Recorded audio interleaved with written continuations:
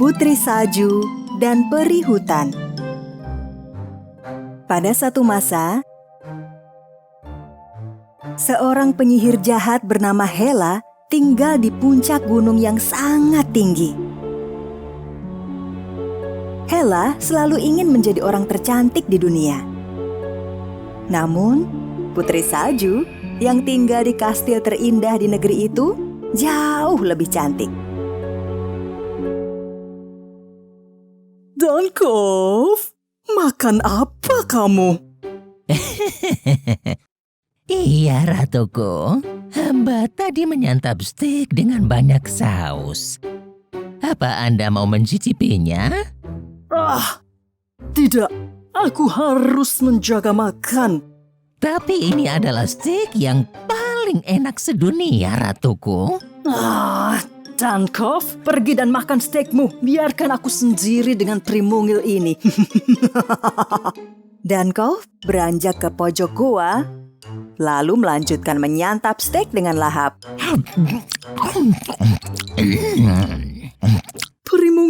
Primungil. Apa yang terjadi jika kau tak bisa terbang ke angkasa malam ini?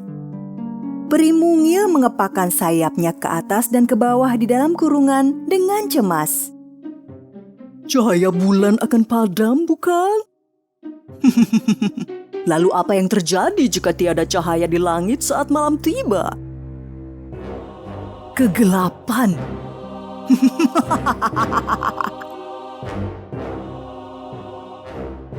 Hela berencana mengurung si peri dalam guanya agar cahaya purnama tak bersinar.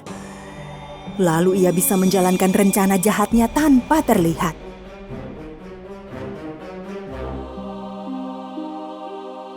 Sementara itu, sahabat Putri Salju 7 kurcaci keluar dari tambang tempat mereka bekerja seharian dan berjalan melalui hutan menuju kastil.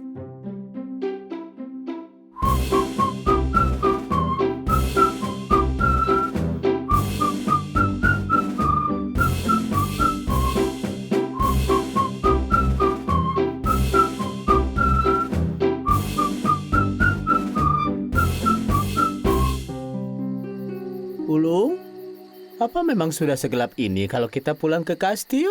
Wah, mungkin. Memang sudah waktunya kita tidur sekarang.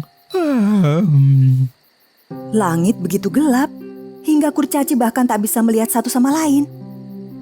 Kurcaci ulung menyadari, ia tidak melihat ada bulan dan bintang di langit. Ada yang tidak beres. Sinar bulan padam. Ya, karena itulah mengapa langit sangat gelap, anak-anak. Tapi, mengapa sinar purnama pun padam? Salah satu peri hutan pasti sedang dalam masalah. Jika itu terjadi, maka bulan kehilangan cahaya. Kalau begitu, kita harus segera kembali ke kastil. Ayo.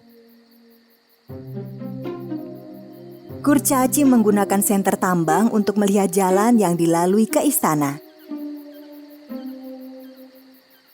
Sementara itu, Putri Salju dan Pangeran Antoine menatap keluar melalui balkon kastil. Malam ini lebih gelap dari malam-malam biasanya. Dan para kurcaci belum juga pulang. Bagaimana jika mereka tidak bisa melihat jalan dalam gelap?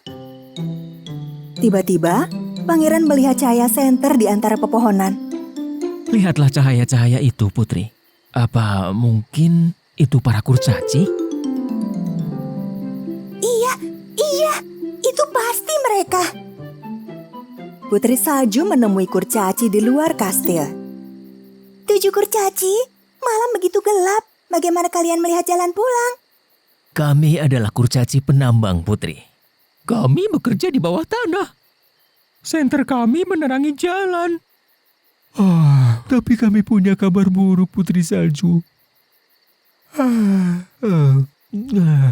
Peri pembawa cahaya purnama tentu sedang dalam bahaya.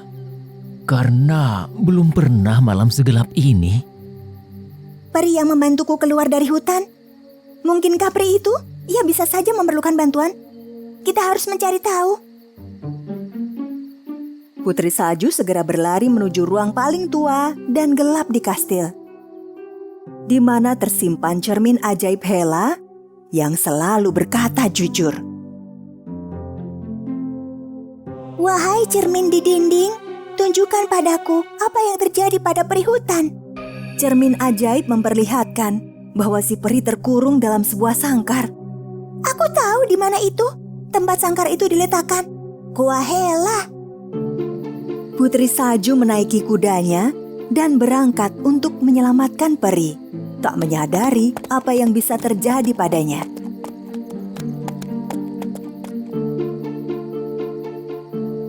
Ayolah Putri Salju, kau pasti bisa. Jangan takut gelap. Ayo Prego. Prego tidak melaksanakan perintah Putri Salju. Ada apa Prego? Apa kau takut?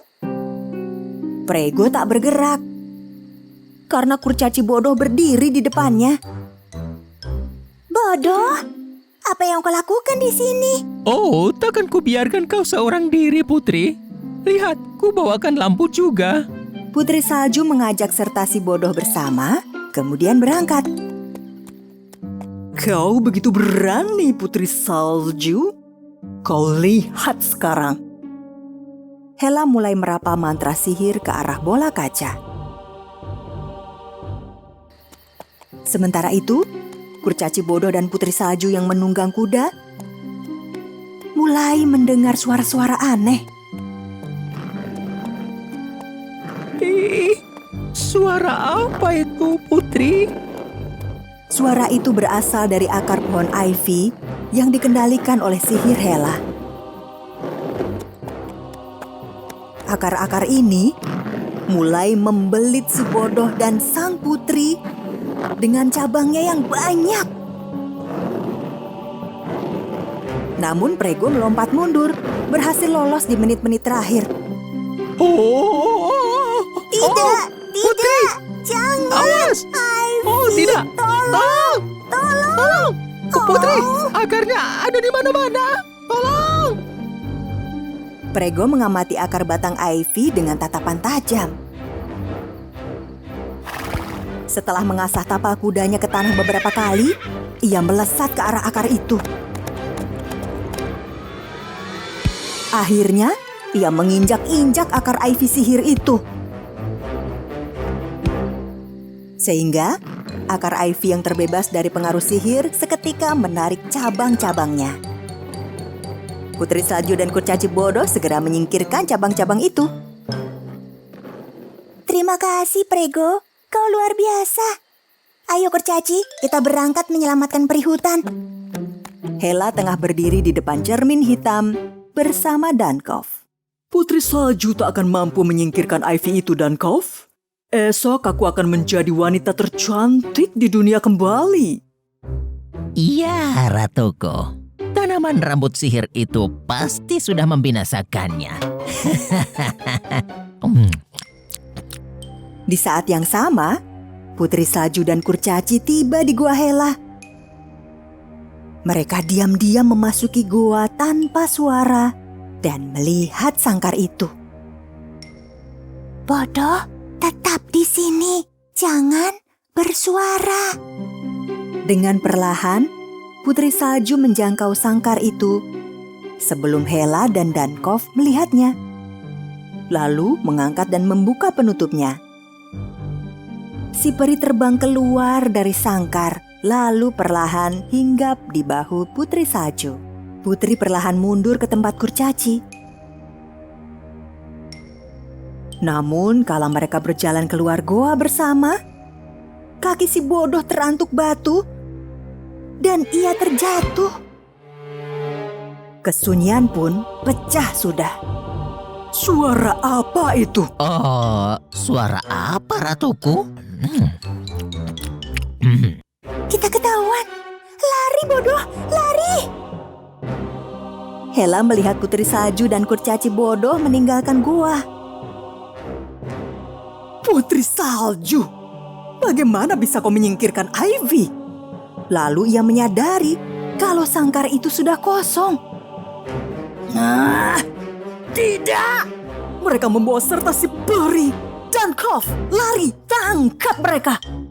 Meski Dankov mengejar, tidak mungkin ia bisa menangkap mereka. Sementara itu, Putri Salju dan Kurcaci naik ke punggung Prego bersama si peri dan bergegas meninggalkan goa.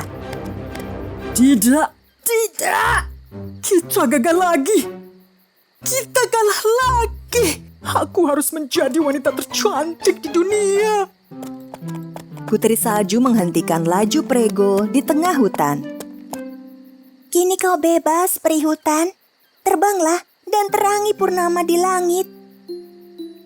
Sang putri menerbangkan peri hutan dari tangannya menuju ke langit. Begitu peri mengepakkan sayap, bintang-bintang mulai bersinar kembali. Dan akhirnya, bulan purnama mulai bercahaya menerangi bumi.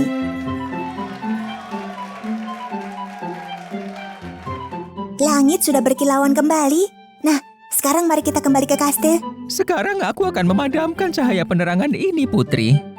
Kala Putri Salju dan Kurcaci bodoh tiba di istana kembali, bersama dengan kurcaci lain dan sang pangeran, mereka memandangi bintang-bintang di langit lalu memanjatkan doa dan harapan.